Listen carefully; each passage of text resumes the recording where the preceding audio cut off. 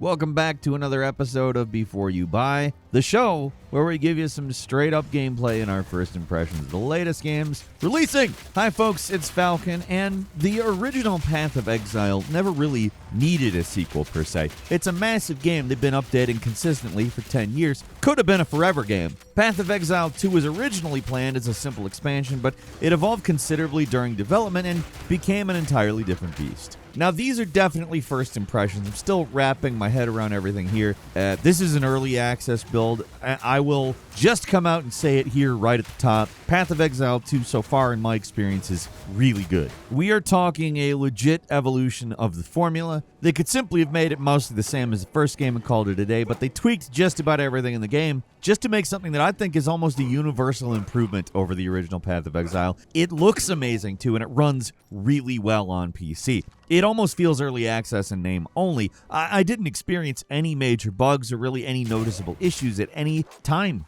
It's weird to say that, but yeah, this is a highly polished game that I would recommend to anybody who likes ARPGs. Now, I realize that stands for action RPG, but when somebody says ARPG, they mean games like Diablo 2. It's top-down perspective. You're in a dark fantasy world with endless hordes of monsters, and you basically buzzsaw your way through them for a ton of loot. The format remains pretty old school. You progress through a linear story campaign. You start at one end of a map. You explore till you reach an exit. Each area is randomly generated. You use town portals to warp back and forth to a safe house. You can sell loot. You get lore dumps from NPCs. At its heart, Path of Exile 2 is Diablo 2. Heck, it's even more so than the original game. The first act has gloomy fields in a destroyed town. The second act has a desert. And the third act, the final of the available acts so far, is a jungle. On the surface, this game looks highly derivative, but the actual experience of playing it is extremely different. I want to chalk that up, might I add, to the addition of a dodge roll. Now, that doesn't sound like a lot, but let me tell you, it is much more than anything I could say by just saying the words dodge roll. Abilities require actual positioning and tactics to use. You can't just brainlessly spam spells and attacks anymore. They have animations to get through, and they require windups. I would basically call it tactical in certain ways. Obviously, it's not like a turn-based tactical game or any crap like that, but you're thinking a lot more in this one. Enemies have actual attacks that can't be avoided. They don't all just swarm you and slap you in the face with unavoidable damage. It's something that's not easy to see in footage. It's just one of those things you have to play to get a feel for. Everything, especially your character, has a real weight to them. And this focus on tactical combat probably is most easily seen in the boss fights. There are a lot of boss fights in this early access build, 50 in total out of the 100 that will be in the final game. Every single area has some kind of boss monster, and almost all of these are unique fights. They're definitely inserting some Souls energy into these things with the presentation of the bosses and the copious dodge rolling required to survive some of these encounters, but it's not super difficult in a you will die kind of way. I mean, at least when we're talking about the campaign, the end game ramps up pretty considerably. With the right build, though, you're just going to steamroll right through this game, and it's fun as hell. There's still a very large focus on building your character in Path of Exile 2, but it's a streamlined process in ways that might make longtime fans tilt their head a little. But in my experience, I just have to say, I think they really nailed it here, making parts of the game more accessible while still affording the same amount of complexity for players who really like to get deep in the weeds with this stuff. The passive skill tree, it's still here, and it's still mostly the same, but I find progression on it a little easier to not screw up with compared to the one in the first game. There's still a ton of nodes and incremental upgrades, but there aren't as many beginner's traps here. I'm sure at higher levels there's going to be some unintuitive things that you basically need a guide to fully grasp, but the character building aspect, I just have to say, it's a bit simpler, quite a bit simpler even, and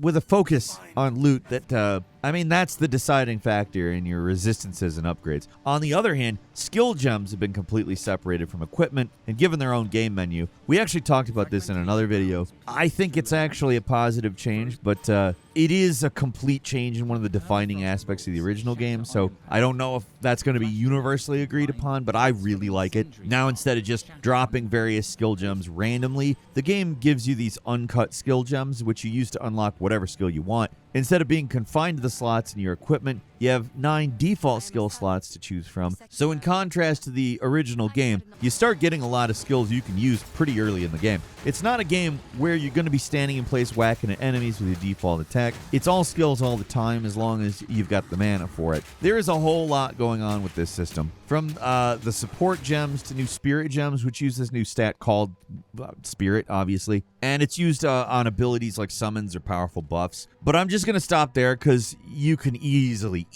get lost in all this. It is still fairly complex, but in comparison to the original game, I just think it's a little more forgiving. They tutorialize everything in a manner that feels like good. They drip feed information instead of blowing it all in your face. Like, I could have chosen better words, but same time, I'd rather not have it all blown in my face.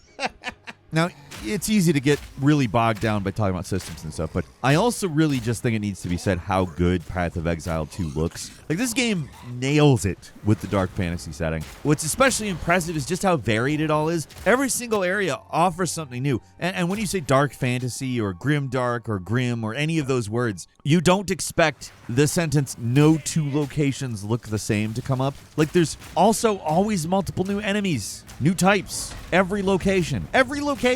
In that respect, it very much feels like a golden era game. They don't just throw you all those new enemy types. There's a new kind of boss, some crazy thing that occasionally has more than one form, or it runs between different arenas, grabs new weapons. Stuff switches up a lot in boss fights, and it's great. For me, good ARPGs need visual variety to keep things interesting. Mechanically, the difference between an undead miner and a mud golem isn't that much, but having a different enemy that acts just a little bit different keeps things interesting. These kinds of games live and die on their interesting dungeons and engaging monster design, and Path of Exile 2 just absolutely kills it in that department. And that's not to say that the story is bad or anything. It can be safely ignored, though. And to be frank, you should be able to do that in any good game like this. You're expected to play through it multiple times, and you're not always going to want to deal with that story. It's simple enough. You pick your class on a gallows, you manage to escape, and so begins the mission. Getting revenge on the lord that sentenced you to death, that bastard. From there, the story evolves into chasing a baby Lovecraft monster to stop an evil resurrection. It's all basically what it needs to be for a game like this. Excuses to go through the varied environments and slay a whole bunch of nasty monsters. Things have to escalate, so they do.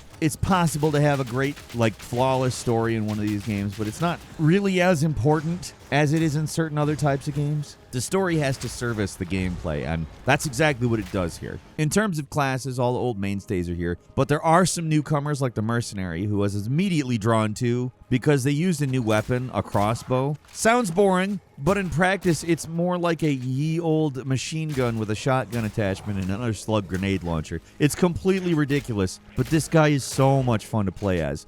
But I don't need to even tell you that. Look at the footage. The footage speaks for itself on this stuff. You even get a Dragon's Breath style shotgun blast. It's just freaking amazing. This guy is so much fun to play as, and from experimenting with a few other classes, they've also been made more active and interesting too. Can't stress how much fun I find the mercenary, though. It's really freaking fun. But none of it would work without solid controls. And with the game coming out to consoles alongside PC, I wondered just how playable it's going to be with a controller versus a keyboard and mouse. Maybe the more active combat style would make the keyboard controls awkward. The controller obviously works great. You can rebind pretty much everything to your preferred style. Amusingly, it defaults to sort of Souls-like controls with R1 as attack and circle B as the dodge button. Using a keyboard, dodging is set to the spacebar. Honestly, works quite well. It's really a toss-up between the two types of schemes here for me. I think they're both well done, and the game has a separate UI for both, which, I cannot stress how good it is they did that. To be frank, some high-profile releases really need to take a cue from that. It really helps the fact that you've got controls for both not be a problem. The game never feels like it has to be played on a keyboard or has to be played on a controller because it essentially caters to both when you're using one or the other. I've had nothing but positives to say so far, but I did experience a couple of issues. Once in a while, you could see the early access so to speak, with a few immersion-breaking elements like dialogue overlapping, someone telling you to do something you've already done. There was one instance where I was able to clip through a moving piece of scenery. This is all minor stuff, but like the fact that the game is this polished and called early access, you have to kind of excuse a lot of it. It'll likely be fixed shortly, especially if that 6-month timeline is followed through on. But if there's one issue that I really have to say is a big one for me, and it's kind of inherent in the fact that the final game is going to be free to play, but it's an online-only single-player game, and that's a big pain in the ass. I mean, it's not strictly a single-player game, but I play this shit like a single-player game, and I'm stuck online. Like, this caused some sluggishness, some input lag, and this is playing the game before release when there was hardly anybody online. I have no idea how the servers are going to react day one. Then there's the in-game store, which I wasn't able to really look at, so I can't tell you if the monetization has gotten worse or not. To the devs' credit, Path of Exile is about the best you could possibly hope for with the monetization. The first game you could easily avoid spending any money at all, and they've promised that the sequel store will mostly be the same.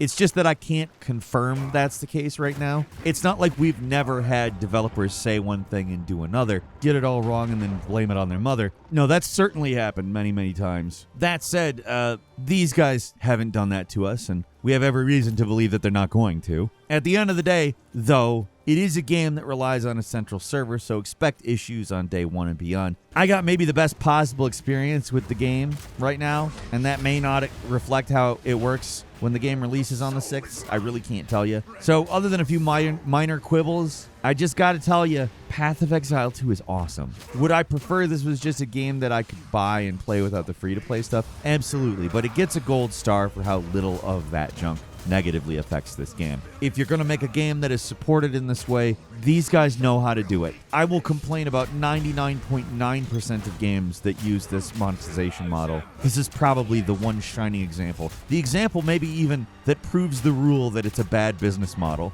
There's one that really does it this well. It's Path of Exile, and now Path of Exile 2, hopefully. And again, I could complain about that, but the real inconvenience is that because of that, it has a central server. The other real problem with it is it's not actually done. It is an early access title, and it only has 3 of the 6 total acts, but with each act taking around 8 or so hours to complete, there's more than enough to keep you busy here. Plus, there's a robust endgame after finishing what is available of the campaign. And I know for a lot of people, the Atlas endgame stuff was where the real Path of Exile starts, so I'm glad it's here right from the start. The only big question that remains is if you should wait for the final release or jump in now. And I'm going to say it's down to whether you mind paying $30 for the privilege of beta testing an unfinished game. I put it in an uncharitable way, certainly, but honestly, $30 for pretty much a 24-hour experience that's really good. We've been suckered into paying more than that for